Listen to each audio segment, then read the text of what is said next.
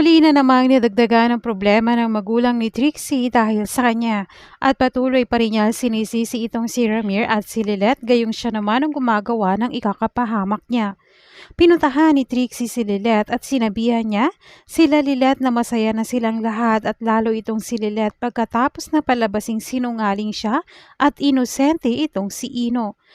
Dumagdag pa nga ang bago na namang problema na ginawa niya. Dumating naman sila Ramir at inaawat itong si Trixie at pinapauwi na siya. Pero sinabi ni Trixie na mas magandang andon silang lahat, ang kanyang ama at itong si Lilet. Dahil naman sa sobrang stress na nararamdaman ni Ramir na hindi niya na alam kung ano ang nangyayari kay Trixie, sumama ang kanyang pakiramdam at nawalan siya ng malay. Nag-aalala naman si Lilet sa kanyang ama pero sinabi ni Patricia kay Lilet na huwag niyang hahawakan itong si Ramir.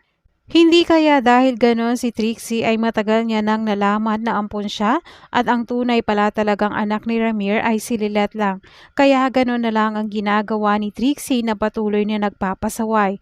Kulang sa pagmamahal ni Ramir dahil alam niyang hindi naman siya kayang mahalin ng ama dahil hindi naman siya tunay na anak.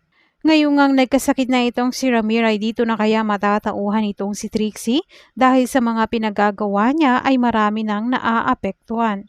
Kaya galit na galit siya kay Lilet dahil mas proud si Ramir kay Lilet at ngayon ay attorney na rin ito samantalang siya ay puro na lang problema ang kanyang dinudulot kay Ramir.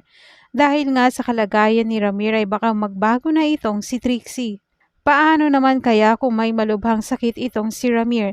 Dito na rin ba niya sasabihin ang buong katotohanan kay Lilet na ang tunay niyang ina ay si Meredith?